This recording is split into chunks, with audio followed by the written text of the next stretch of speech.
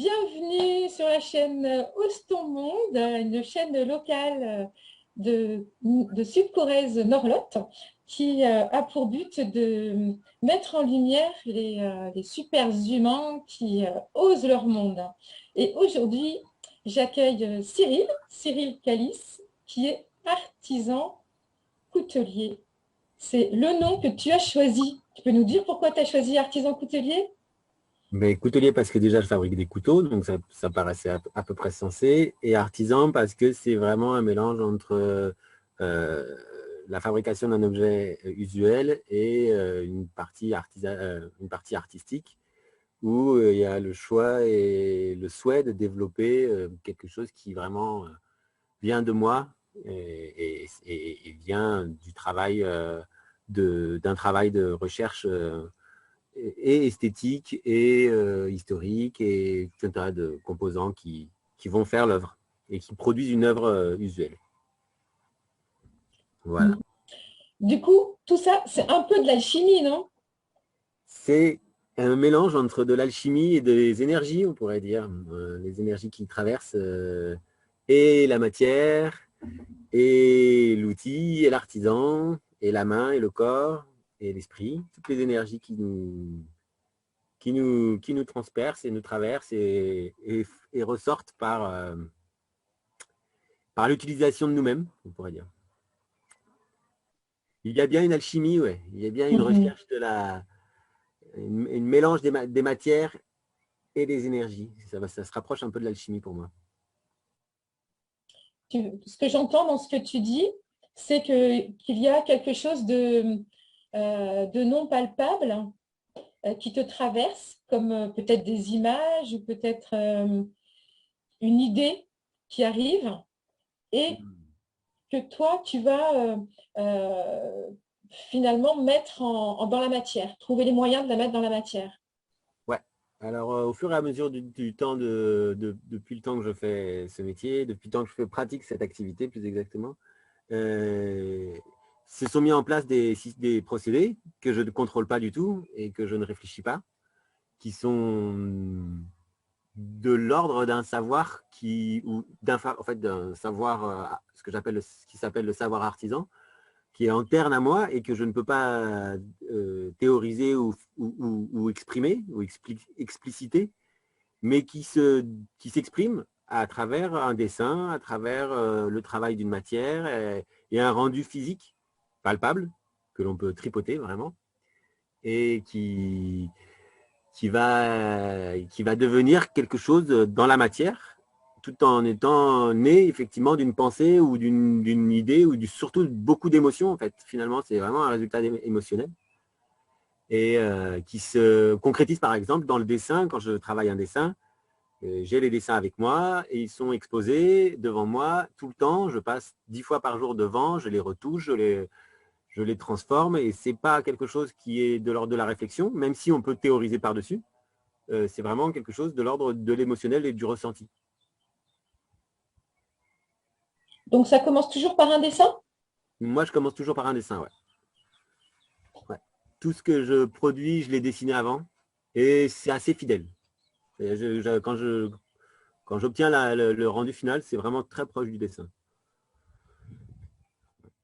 Ça, Quand tu passes avant de dessiner, est-ce que c'est déjà dans ta tête tout près ou est-ce qu'il y a quelque chose qui est là, qui passe et que tu sens qu'il faut l'attraper et tu te mets à dessiner et là, ça se révèle? Alors, dans ma coutellerie, il y a deux aspects vraiment importants. Il y a le design global, la production de l'image générale, qui, elle, vient avec beaucoup de travail. Et il y a sur le dos et à plusieurs endroits ce qu'on appelle des guillochages, c'est-à-dire des petites ciselures, des petites décorations qui sont faites. Et celles-là, elles me viennent plus comme des bulles. Elles peuvent arriver à n'importe quel moment de la journée en fonction de l'ouvrage que je fais. Et là, elles viennent et en général, alors au début, il me fallait beaucoup de temps pour trouver, avec beaucoup de sources d'inspiration. Aujourd'hui, elles me viennent vraiment comme des évidences et que je vais quand même aller dessiner pour être sûr que l'évidence, je ne me sois pas trompé et trouver les bonnes proportions dans les évidences. Mais là, par contre, la forme générale et l'esthétique générale du couteau, alors là, par contre, il me faut des semaines de travail de dessin avec beaucoup de recherche de lignes. Et c'est sans cesse essayer de comprendre pourquoi ça marche pas. Qu'est-ce qui, en fait, gêne ou pas dans l'image. Et tout est possiblement analysable, mais c'est vraiment quelque chose qui, finalement, est très fort du ressenti. Mm. C'est intéressant quand tu dis que c'est quelque chose qui s'est transformé au fil du temps, parce que tu n'as pas toujours été coutelier. Et non, avant, donc, j'étais pas coutelier. Et j'ai commencé vers 22 ans, un truc comme ça, 23 ans, à être informaticien pour une start-up. J'ai bossé pendant... Enfin, on a été racheté par une société suisse et j'ai bossé 10 ans dans l'informatique. 10-12 ans dans l'informatique, en télétravail déjà, depuis chez moi. Et avant de partir dans la coutellerie, j'avais plutôt comme projet de devenir couturier. Hey. Donc, j'avais commencé à apprendre la couture avec ma compagne à l'époque. Voilà. Donc, pendant 2 ans, j'ai fait de la couture, beaucoup de couture. J'ai fait des vêtements, j'ai fait des manteaux, j'ai fait des robes, j'ai fait des tuniques. Et puis finalement, j'ai fait de la coutellerie. Et qu'est-ce que c'est qui t'a amené du coup de la couture? C'est marrant parce que je pensais à ça, je me disais, c'est marrant, couture et coutellerie, ça commence pareil. Ouais. Il y a un Ouais. truc là qui doit être commun, mais quoi? Ouais. Alors, le quoi du commun, à part le fait que c'est fait avec le bout des doigts, il y a vraiment les mains qui rentrent en jeu partout. Par contre, l'état des mains n'est pas la même à la fin de la journée. Mais qu'est-ce qui m'a fait passer de l'un à l'autre? Eh ben, tout simplement la vie. J'ai fait des travaux dans notre ancien appartement quand on habitait à Paris, enfin en banlieue parisienne. Et avec les outils, j'ai eu des bricolages. J'avais des bricolages en tête depuis mon enfance, essentiellement faire un couteau. Et j'ai été voir sur Internet comment on fait des couteaux et j'ai commencé comme ça et j'ai jamais arrêté. Et en fait, la couture a disparu pour laisser place à cette activité à 100%. Intéressant, c'est venu. C'était pas un rêve d'enfant ou quelque chose qui était là depuis toujours, ça s'est dessiné petit à petit. Oui. Alors après, faire des couteaux, c'était un truc d'enfant, hein. C'est vraiment quelque chose que j'avais commencé quand j'avais 10-12 ans, Ok. avec un cousin qui était en études de lutherie qui m'avait taillé dans une lime à métaux une lame que je voulais un jour monter en couteau. Et c'est ça que j'ai souhaité faire quand j'ai eu 30 ans, 31 ans, un truc comme ça. Et que j'ai finalement jamais monté. J'ai jamais monté cette lame, mais j'ai commencé à faire des couteaux pliants dès le départ. Et après, j'ai montré mon travail à tous les collègues de l'époque, tous les couteliers professionnels et amateurs. Et j'ai eu beaucoup de conseils, beaucoup de critiques. Et pendant des années, j'ai fait ça. Puis au bout d'un moment, j'ai eu assez d'aisance pour faire ma propre coutellerie et me sentir à l'aise dans ce que je faisais. Tu veux dire que tu es autodidacte alors? Oui, entièrement, oui. Ah oui, tu n'as pas fait du tout de formation en coutellerie. Aucune formation en coutellerie, non. Waouh! Et tu as plongé comme ça dedans avec une forge Alors, dans le jardin. au début, j'ai toujours très peu forgé. Je forge pas hein, dans la coutellerie que je fais, c'est de l'usinage, c'est pas de la forge. C'est vraiment de l'enlèvement de matière. J'achète des barres d'acier que je transforme en pièces mécaniques et en lames et j'obtiens les rendus finaux. Et ouais, j'ai commencé dès le départ par m'équiper avec les machines rudimentaires et de base, on va dire. Et très rapidement, en fait, c'est devenu mon activité principale. Waouh! Parce il y a le côté, il y a le travail du métal, mais il y a aussi le travail du bois, aussi pour le Ouais, manche, ouais, et tout l'aspect technique qui ouais, relie ouais. les deux. C'est pour ça que c'est nécessaire de se confronter aux confrères et aux autres couteliers et coutelières pour pouvoir avoir un retour sur déjà de leur point de vue expérimenté et puis d'avoir un regard critique, quoi. Au-delà de son propre regard critique à soi, même si je sais à peu près là où ça pêche, j'ai quand même tendance, enfin, c'est pas toujours évident d'avoir une vision très lucide de ce que l'on produit. Mhm. Donc j'ai toujours été par contre très attentif et intéressé par les regards des autres. C'est ce qui t'a enseigné le plus en fait. Ouais, ouais, ouais. Mhm. Complètement, ouais.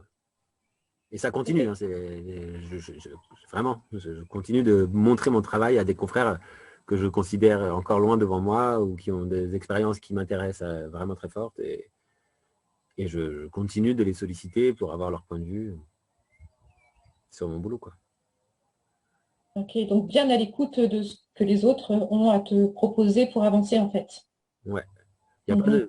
de, Il n'y a pas d'autre moyen d'avancer, en fait. Seul, on avance. C'est vrai qu'on avance, hein, mais plus ou moins dans des illusions. Alors que dans le contact, dans la relation, on avance concrètement dans le monde, en fait, Mhm. en dehors de sa bulle. Et à ton tour, est-ce que tu transmets maintenant ou pas encore? C'est pas le Euh, moment. alors, j'ai pas de stagiaire, d'abord parce que mon rythme de vie ne le permet pas pour l'instant. Peut-être ça viendra, mais pour l'instant, c'est pas possible. Mais par contre, moi, je suis sollicité, on va dire, très régulièrement pour des conseils. Et oui, j'explique mon travail, je fais des démonstrations sur Internet, je diffuse beaucoup de photos des étapes en cours ou des méthodologies. Et je considère qu'il n'y a pas de propriété intellectuelle, donc ça n'existe pas, pour moi en tout cas. Et donc, ce que je sais, j'essaie de le verbaliser au moins le verbaliser, l'exprimer avec des images, des vidéos si c'est possible, et puis sinon, bah,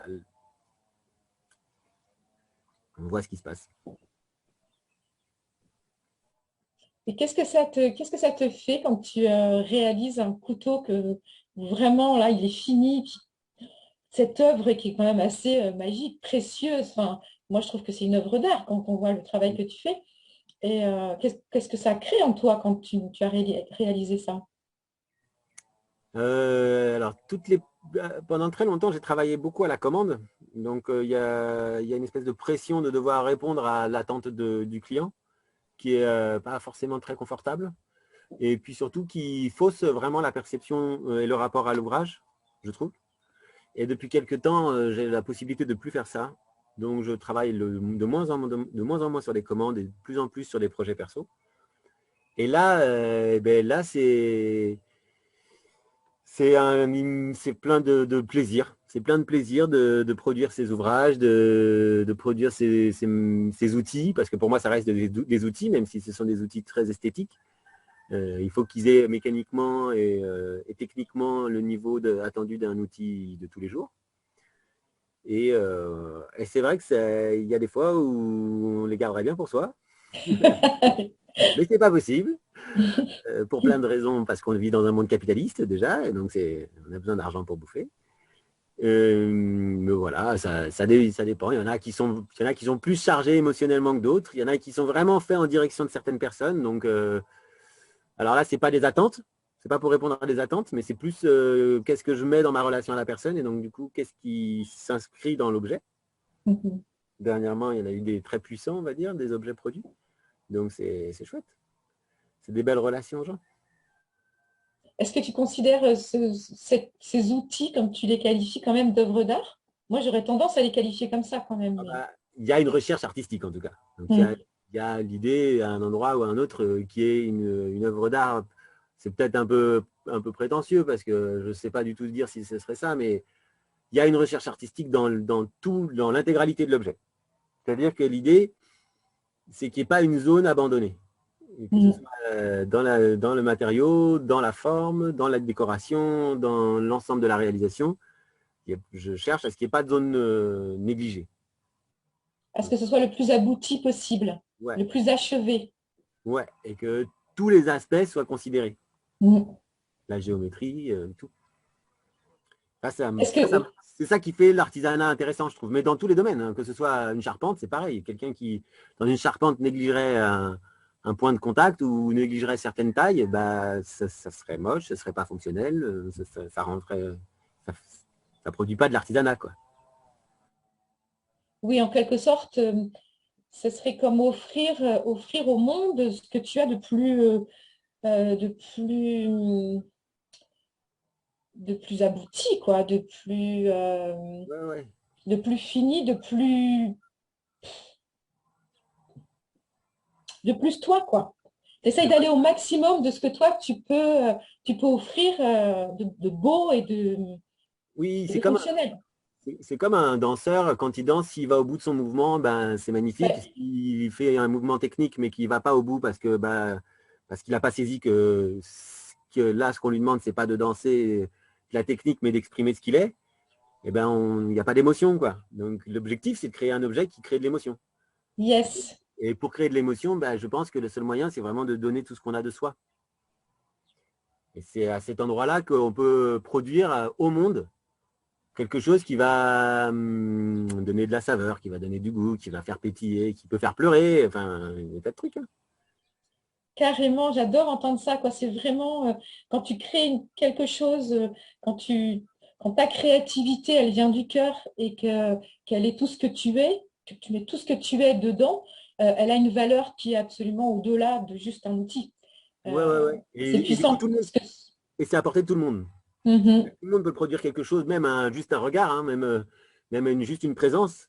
Et si elle est complète, si elle est entière, elle produit une émotion. Et donc tout le monde peut produire quelque chose de soi vers le monde qui soit explosif. Je trouve que c'est extrêmement juste et je crois qu'effectivement, c'est quelque part la clé pour chacun. C'est justement d'aller trouver sa propre réalisation à travers Ouais, ce qu'on va créer, ce qu'on va offrir au monde. En fait, on s'offre nous-mêmes ouais, à ouais. travers cette réalisation et c'est ça qui est le plus juste, Ouais. Après, c'est le très plus difficile dans le abouti. monde dans lequel on vit, parce que le monde dans lequel on vit, il ne nous apprend pas ça. Donc c'est vraiment très compliqué d'aller à ces endroits-là. Mais c'est pourtant effectivement ce qu'il y a de plus juste, je pense aussi. Ouais. Et c'est ce qu'il y a de plus juste pour soi. C'est vraiment comment être juste avec soi-même. Hein, et qu'en dehors de ça, en dehors de ces zones-là, et en fait, c'est tellement des compromis avec nous-mêmes que c'est des zones de souffrance, finalement. Quand on n'arrive pas à être dans cette exploration de soi. Mais c'est quelque chose que tu as découvert au fur et à mesure de ton Oui, oui, activité. oui, Et oui. Et ça puis a là, changé ta vie, en ouais, fait, ouais, ouais, ouais. ta manière de vivre, non? Ouais. Oui, oui, complètement. Ouais. Et puis ça change la manière de vivre, ça change le rapport au monde, ça change le rapport entre les individus, ça change énormément de choses. Ça change un peu tout ce qu'on a, tout ce qu'on est, en fait. Mais c'est un ensemble. C'est un C'est un ensemble. cheminement C'est un aussi. cheminement, ça se fait avec le temps, avec, je sais pas, avec les expériences, en fait. Moi, cette année, je suis allé rendre visite sur un lieu d'exposition de coutellerie où il y avait des personnes qui, pour moi, ont un savoir immense. Et mon objectif, c'était d'aller voir qu'est-ce que c'est que le travail des personnes qui ont 10 ans d'expérience de plus que moi. Quoi. Parce que ça ne peut pas ça ne peut pas se réduire. Le travail du temps et de l'expérience, il peut pas être supprimé et on ne peut pas sauter les étapes, quoi, je pense pas. Donc c'était passionnant pour moi d'aller voir le Oui. travail de quelques personnes qui sont loin, loin, loin, loin. Ça nourrit. Ouais, ça m'a Mm. nourri, ouais. Complètement, ouais.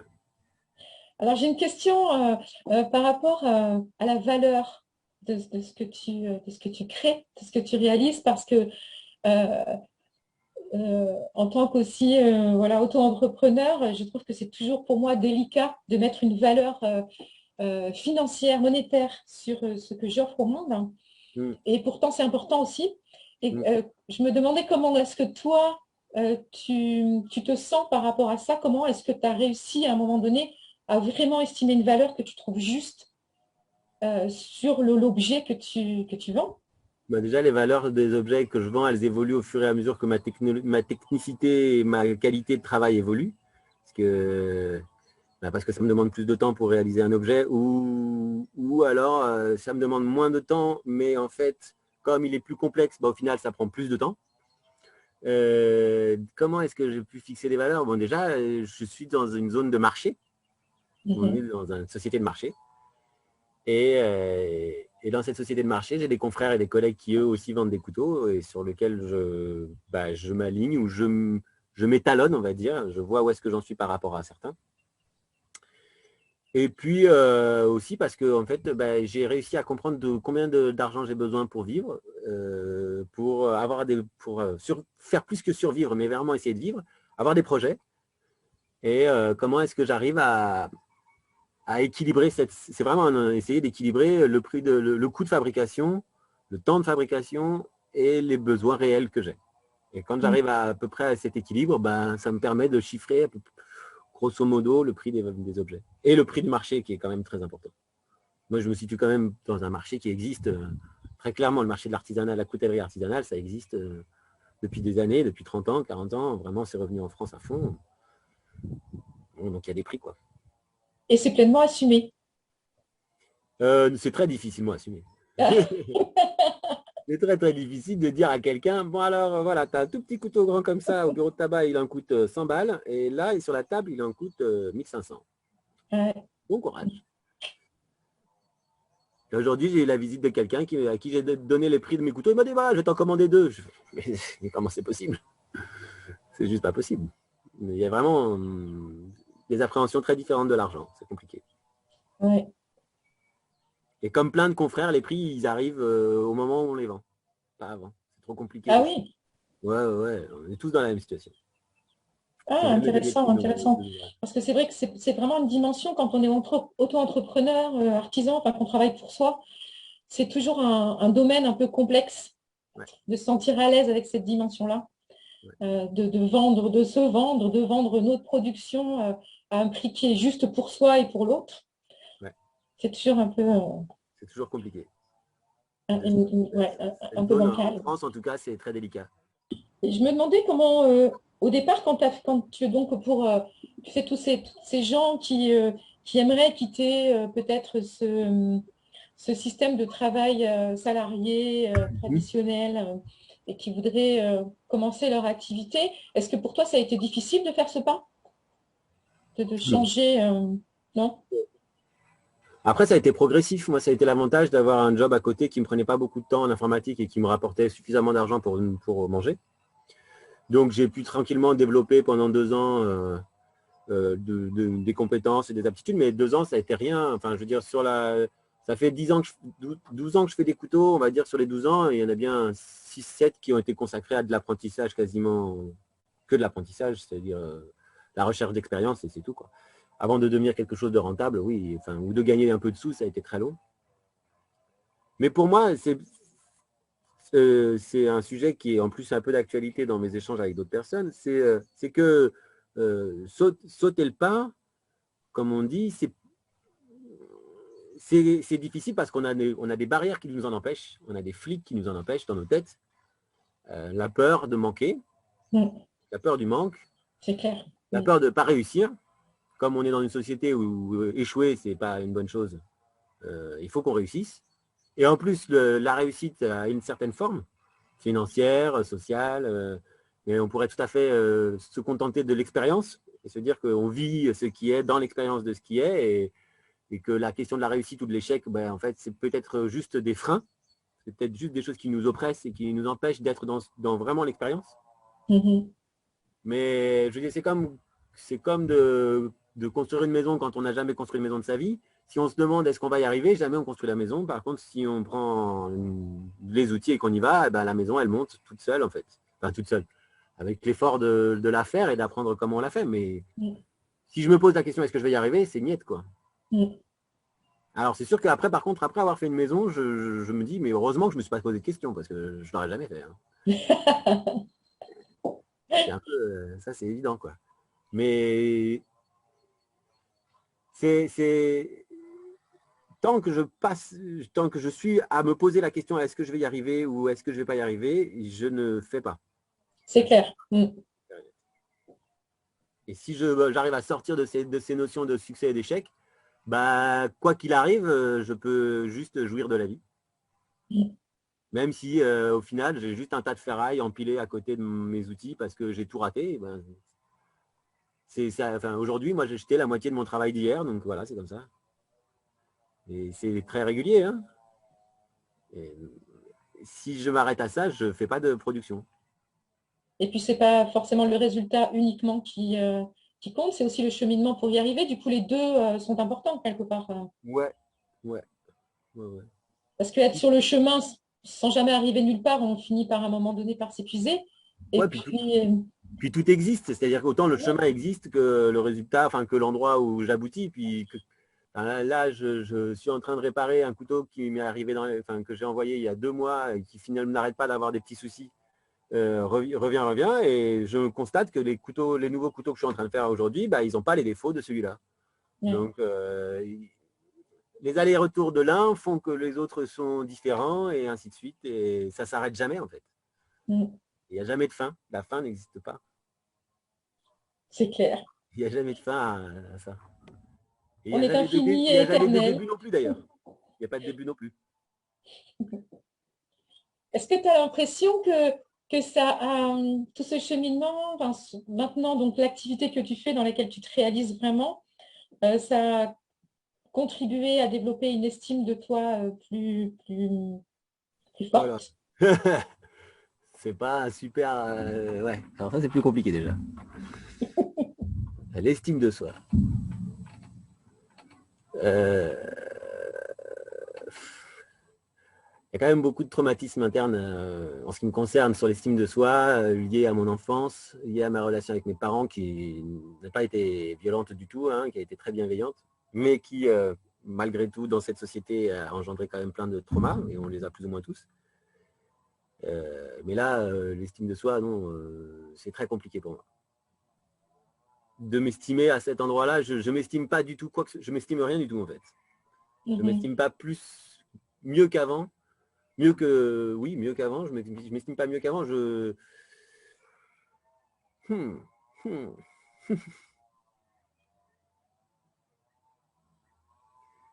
Ouais.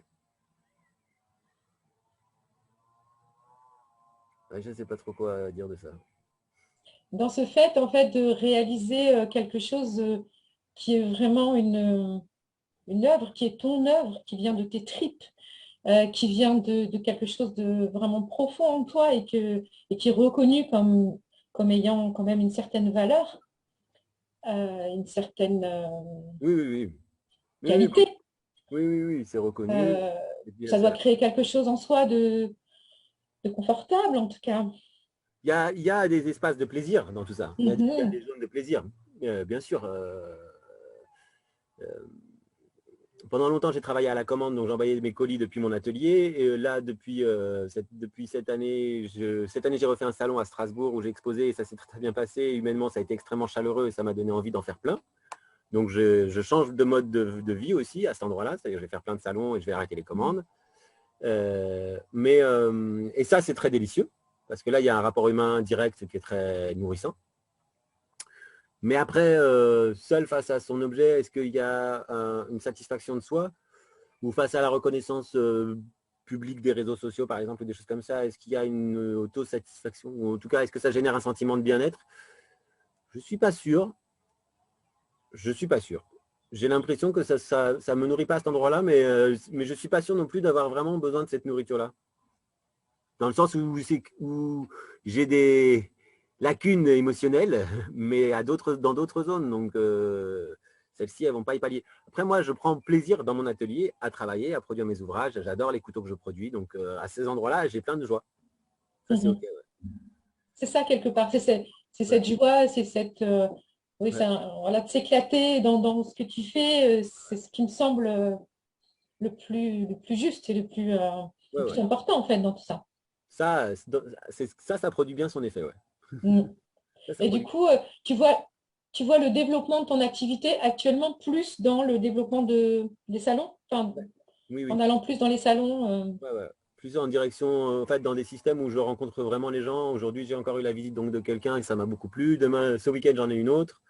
Plus les salons tous les 2 mois à peu près. Donc, ça va être vraiment une grande dynamique pour moi. Et c'est le but, ouais. Ouais, ouais, de sortir un peu de mon atelier. Ouais. Enfin, de produire dans l'atelier, puis d'aller rencontrer les gens et de voir les émotions que ça fait chez les uns et les autres, d'avoir une pièce à moi, ça me plaît beaucoup. Ouais.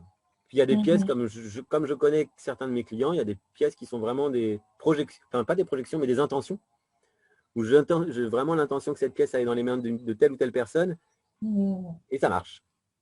Pas à chaque, enfin, Ouais. si, à chaque fois que je l'ai fait, ça a marché. Et c'est assez chouette. Ouais, c'est comme si vraiment c'était l'objet qui te permet de créer le lien avec l'autre, de créer un intermédiaire Ouais, ouais, ouais. relationnel avec l'autre. Ah oui, oui. Oui, Ouais, l'objet est un vecteur de lien comme il y a plus ou moins une charge de moi dans le lien, certes, ça fait des choses incroyables. Ça fait, en tout cas, plutôt moi, plus que moi, pardon? plutôt plus que moi. Ouais. Oui, oui, dans certains, c'est vraiment beaucoup. Parfois, ça déborde même, mais ouais, ça fait des chouettes liens, ouais. Ça fait des liens assez chouettes, ouais. Et est-ce que du coup, ça crée d'autres envies, d'autres... Est-ce que tu vois une évolution particulières de Oui, cette activité des évolutions particulières. Bah, ou des envies? oui, il y a toujours plein d'envies, il y a toujours plein de projets, des relations avec d'autres couteliers qui me donnent envie de bosser avec eux, Mhm. à l'international, envie de voyager loin, donc ça va être chouette. Ouais, ouais, il y a plein de projets à venir sur plusieurs années encore, donc il y a des tas de trucs à faire. Ouais. C'est vraiment sans fin. Et je pense que chaque projet va en nourrir d'autres. Il n'y a même pas la place de tous les réaliser, donc c'est chouette. Ça fait un embouteillage parfois dans la tête, mais bon, des nuits blanches, c'est pas grave. Ben, ça fleurit, ça Ouais, bourgeonne, ouais, ouais. ça foisonne. Ouais. Et c'est ce que tu dis, ça me faisait penser à... moi, j'ai cherché pendant quelques jours comment définir ce que tu faisais. Mhm. Et, parce que j'aime bien trouver des noms un peu flyés, un peu poétiques. Et ce qui me venait à la fin, c'était révélateur de l'âme. Ouais, écoute. Je trouvais ça, je trouvais que d'après la, voilà, la discussion qu'on vient d'avoir, je trouve que c'était pas mal adapté en fait. Allez, on peut mettre ça si tu veux. En tout cas, je te remercie de ce temps partagé. Mais de Est-ce rien. que tu aimerais rajouter quelque chose d'autre? Non, c'est bien. Là, je pense qu'on a dit déjà plein de choses, c'est chouette. Tout à fait. Et si on veut venir te voir, donc on peut te contacter directement pour Ouais. venir voir tes couteaux, on peut en commander. On peut donc pas en commander. On peut venir me voir sur les salons où j'expose et c'est tout parce que après à la maison j'ai pas de couteau disponible. J'ai rien. Et comment on sait où tu exposes? Alors soit par Facebook ou Instagram ou sur mon site internet. C'est les trois zones où je publie les salons auxquels je participe. Ok, Voilà. Donc là, il y en a super. un à Paris, enfin à Vauréal, le 7 et 8 mai prochain. D'accord, très bien. On mettra les infos ton site et autres pages. On mettra ça sous la vidéo. Ça marche. Eh bien, écoute, Cyril, je suis ravie de ce moment avec toi. Merci Merci beaucoup. à toi. Merci Et beaucoup. puis, ben, bon chemin parmi Ouais. tes couteaux. À toi aussi, à bientôt. À bientôt. Salut. Au revoir à tous et à la prochaine.